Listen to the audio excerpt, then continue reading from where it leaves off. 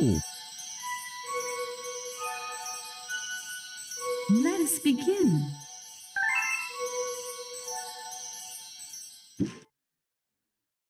That evening, Mr Utterson came home to his bachelor house in sombre spirits, and sat down to dinner without relish. It was his custom of a Sunday, when this meal was over, to sit close by the fire, a volume of some dry divinity on his reading desk, until the clock of the neighbouring church rang out the hour of 12, where he would go soberly and gratefully to bed. On this night, however, as soon as the cloth was taken away, he took up a candle and went into his business room. There he opened his safe, took from the most private part of it a document endorsed on the envelope as Dr Jekyll's will, and sat down with a clouded brow to study its contents. The will was holograph, for Mr Utterson, though he took charge of it now that it was made, had refused to lend the least assistance in the making of it. It provided not only that, in case of the decease of Henry Jekyll, in which his qualifications were the Doctor of Medicine, Doctor of Civil Law, Doctor of Laws, and Fellow of the Royal Society, all his possessions were to pass into the hands of his friend and benefactor Edward Hyde, but that in case of Dr Jekyll's disappearance or unexplained absence for any period exceeding 3 calendar months, the said Edward Hyde should step into the said Henry Jekyll's shoes without further delay, and free from any burden or obligation beyond the payment of a few small sums to the members of the doctor's household. This document had long been the lawyer's eyesore. It offended him both as a lawyer and as a lover of the sane and customary sides of life, to whom the fanciful was the immodest. And hitherto it was his ignorance of Mr Hyde that had swelled his indignation. Now by a sudden turn it was his knowledge. It was already bad enough when the name was but a name of which he could learn no more. It was worse when it began to be clothed upon with detestable attributes, and out of the shifting, insubstantial mists that had so long baffled his eye, there leaped up the sudden, definite presentment of a fiend. "I thought it was madness," he said, as he replaced the obnoxious paper in the safe, "and now I begin to fear it is disgrace." With that he blew out his candle, put on a great coat, and set forth in the direction of Cavendish Square, that citadel of medicine where his friend the great Dr Lanyon had his house and received his crowding patients. If anyone knows, it will be Lanyon, he'd thought. The solemn butler knew and welcomed him. He was subjected to no stage of delay, but ushered direct from the door to the dining room where Dr Lanyon sat alone over his wine. This was a hearty, healthy, dapper, red-faced gentleman, with a shock of hair prematurely white, and a boisterous, undecided manner. At sight of Mr Utterson, he sprang up from his chair and welcomed him with both hands. The geniality, as the way of the man, was somewhat theoretical to the eye, but it reposed on genuine feeling, for these two were old friends, old mates both at school and college, both thorough respecters of themselves and of each other, and, what does not always follow, men who thoroughly enjoyed each other's company. After a little rambling talk, the lawyer led up to the subject which so disagreeably preoccupied his mind. "I suppose, Lanyon," said he, "you and I must be the two oldest friends that Henry Jekyll has." "I wish the friends were younger," chuckled Dr Lanyon, "but I suppose we are, and what of that? I see little of him now." "Indeed," said Utterson, "I thought you had a bond of common interest." "We had," was the reply, "but it is more than 10 years since Henry Jekyll became too fanciful for me. He began to go wrong in mind, and though of course I continued to take an interest in him for old sake's sake, as they say, I see and have seen devilish little of the man. Such unscientific balderdash," added the doctor, flushing suddenly purple, "would of a strange Damon and Pythias." This little spirit of temper was somewhat of a relief to Mr Utterson. They have only differed on some point of science, he thought, and being a man of no scientific passions, except in the matter of conveyancing, he even added, "it is nothing worse than that." He gave his friend a few seconds to recover his composure, and then approached the question he had come to put. "Did you ever come across a protégé of his, one Hyde?" he asked. "Hyde?" repeated Lanyon. "No, never heard of him, since my time." That was the amount of information that the lawyer carried back with him to the great dark bed on which he tossed to and fro until the small hours of the morning began to grow large. It was a night of little ease to his toiling mind, toiling in mere darkness and besieged by questions. 6 o'clock struck on the bells of the church that was so conveniently near to Mr Utterson's dwelling, and he was still digging out the problem. Hitherto it had touched him on the intellectual side alone, But now his imagination also was engaged, or rather enslaved. As he lay and tossed in the gross darkness of the night and the curtained room, Mr. Enfield's tale went by before his mind in a scroll of lighted pictures.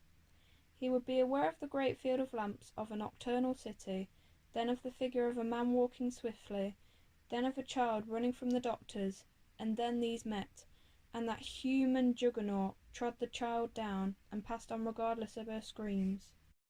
Or else he would see a room in a rich house where his friend lay asleep, dreaming and smiling at his dreams, and then the door of that room would be opened, and the curtains of the bed plucked apart, the sleeper recalled, and lo, there would stand by his side a figure to whom power was given, and even at that dead hour he must rise and do its bidding. The figure in these two phases haunted the lawyer all night, and if at any time he dozed over, it was but to see it glide more stealthily through sleeping houses, or to move the more swiftly, and still the more swiftly, even to dizziness, through wider labyrinths of lamp-lighted city, and at every street corner crush a child and leave her screaming. And still the figure had no face by which he might know it. Even in his dreams it had no face, or one that baffled him and melted before his eyes, and thus it was that there sprang up and grew apace in the lawyer's mind a singularly strong, almost an inordinate, curiosity to behold the features of the real Mr. Hyde. If he could but once set eyes on him, he thought the real mystery would lighten up and perhaps roll altogether away, as was the habit of mysterious things when well examined. He might see a reason for his friend's strange preference or bondage, call it which you please, and even for the startling clauses of the will. And at least it would be a face worth seeing, the face of a man who was without bowels of mercy, a face which had but to show itself to raise up, in the mind of the unimpressionable Enfield, a spirit of enduring hatred. From that time forward Mr. Utterson began to haunt the door in the by-street of shops, in the morning before office hours, at noon, when business was aplenty and time scarce, at night under the face of the fogged city moon, by all lights and at all hours of solitude or concourse, the lawyer was to be found on his chosen post. If he be Mr. Hyde, he had thought, I shall be Mr. Seek. And at last his patience was rewarded. It was a fine dry night, frost in the air, the streets as clean as a ballroom floor, the lamps, unshaken by any wind, drawing a regular pattern of light and shadow. By 10 o'clock, when the shops were closed, the by-street was very solitary, and, in spite of the low growl of London from all round, very silent. Small sounds carried far, domestic sounds, out of the houses were clearly audible on either side of the roadway, and the rumour of the approach of any passenger preceded him by a long time. Mr. Utterson had been some minutes at his post when he was aware of an odd, light footstep drawing near. In the course of his nightly patrols, he had long grown accustomed to the quaint effect with which the footfalls of a single person, while he is still a great way off, suddenly spring out distinct from the vast hum and clatter of the city. Yet his attention had never been before so sharply and decisively arrested, and it was with a strong superstitious prevision of success that he withdrew into the entry of the court. The steps drew swiftly nearer, and swelled out suddenly louder. As they turned to the end of the street, the lawyer, looking forth from the entry, could soon see what manner of man he had to deal with. He was small and very plainly dressed, and the look of him, even at that distance, went somehow strongly against the watcher's inclination. But he had made straight for the door, crossing the roadway to save time, and as he came he drew a key from his pocket like one approaching home. Mr. Utterson stepped out and touched him on the shoulder as he passed. "Mr. Hyde, I think?" Mr. Hyde shrank back with a hissing intake of the breath, but his fear was only momentary, and though he did not look the lawyer in the face, he answered coolly enough, "That is my name. What do you want?" "I see you are going in," returned the lawyer. "I am an old friend of Dr. Jekyll's, Mr. Utterson of Gaunt Street.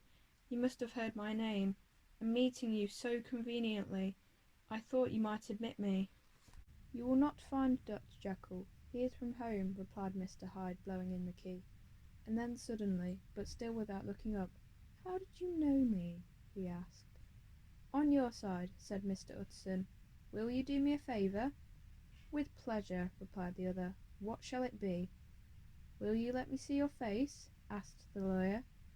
Mr. Hyde appeared to hesitate, and then, as if upon some sudden reflection, fronted about with an air of defiance, and the pair stared at each other pretty fixedly for a few seconds. "Now I shall know you again," said Mr. Utterson. "It may be useful." "Yes," returned Mr. Hyde, "it is as well we have met, and apropos you should have my address." And he gave a number of a street in Soho. "Good God," thought Mr. Utterson, "can he too have been thinking of the will?" But he kept his feelings to himself, and only grunted in acknowledgment of the address. "And now," said the other, "how did you know me?" "By description," was the reply. "Whose description?" "We have common friends," said Mr. Utterson. "Common friends, huh?" echoed Mr. Hyde a little hoarsely. "Who are they?" "Jekyll, for instance," said the lawyer. "He never told you," cried Mr. Hyde with a flush of anger. "I did not think he would have lied." "Come," said Mr. Utterson, "that is not fitting language." The other snarled aloud into a savage laugh, and the next moment, with extraordinary quickness, he had unlocked the door and disappeared into the house. The lawyer stood a while when Mr. Hyde had left him, the picture of disquietude. Then he began slowly to mount the street, pausing every step or two, and putting his hand to his brow like a man in mental perplexity. The problem he was thus debating as he walked was one of a class that is rarely solved. Mr. Hyde was pale and dwarfish. He gave an impression of deformity without any nameable malformation. He had a displeasing smile. He had borne himself to the lawyer with a sort of murderous mixture of timidity and boldness, and he spoke with a husky, whispering, and somewhat broken voice. All of these were points against him, but not all of these together could explain the hitherto unknown disgust, loathing, and fear with which Mr. Utterson regarded him. "There must be something else," said the perplexed gentleman. "There is something more, if I could find a name for it. God bless me, though, the man seems hardly human. Something troglodytic, shall we say? Or can it be the old story of Dr. Fell? Or is it the mere radiance of a foul soul that thus transpires through and transfigures its clay continent? The last, I think, for, oh my, poor old Harry Jekyll, if I ever read Satan's signature upon a face, it is on that of your new friend."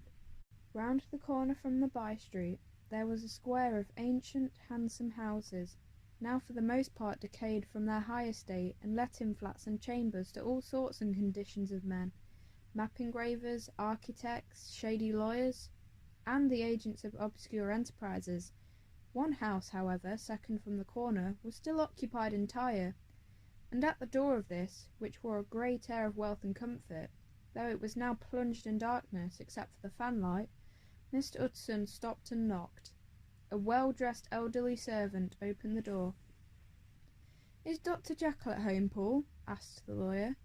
"I will see, Mr. Utterson," said Poole, admitting the visitor, as he spoke, into a large, low-roofed, comfortable hall, paved with flags, warmed after the fashion of a country house by a bright open fire, and furnished with costly cabinets of oak.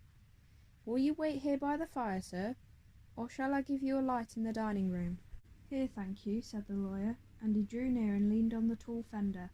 This hall, in which he was now left alone, was a pet fancy of his friend the doctor's, and Utterson himself was wont to speak of it as the pleasantest room in London. But tonight there was a shudder in his blood. The face of Hyde sat heavy on his memory, and he felt, what was rare with him, a nausea and distaste of life, and in the gleam of his spirits he seemed to read a menace in the flickering of the firelight on the polished cabinets and the uneasy starting of the shadow on the roof. He was ashamed of his relief when Poole presently returned to announce that Dr. Jekyll was gone out. "I saw Mr. Hyde go in by the old dissecting-room door, Poole," he said. "Is that right, when Dr. Jekyll is from home?" "Quite right, Mr. Utterson, sir," replied the servant. "Mr. Hyde has a key." "Your master seems to repose a great deal of trust in that young man, Poole," resumed the other, musingly. "Yes, sir, he do indeed," said Poole. "We all have orders to obey him." "I do not think I've ever met Mr. Hyde?" asked Utterson. "Oh dear no, sir, he never dines here," replied the butler. "Indeed, We see very little of him on this side of the house. He mostly comes and goes by the laboratory. Well, good night, Poole. Good night, Mr. Utterson. And the lawyer set out homeward with a very heavy heart. Poor Harry Jekyll, he thought. My mind misgives me he's in deep waters. He was wild when he was young, a long while ago to be sure, but in the law of God there is no statute of limitations. Aye, it must be that. The ghost of some old sin, the cancer of some concealed disgrace, punishment coming, payday cloudo, years after memory is forgotten, and self-love condone the fault. And the lawyer, scared by the thought, brooded a while on his own past, groping in all of the corners of his memory, lest by chance some jack-in-the-box of an old iniquity should leap to light there. His past was fairly blameless.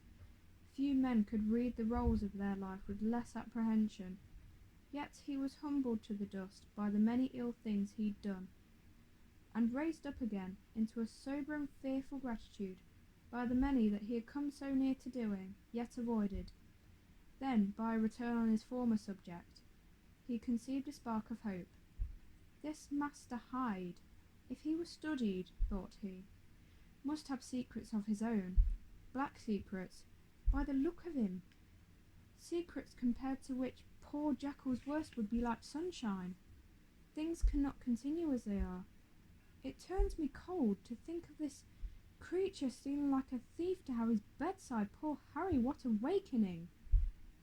And the danger of it. For if this Hyde suspects the existence of the will, he may grow impatient to inherit. I must put my shoulder to the wheel. If Jekyll will but let me, he added, if Jekyll will only let me.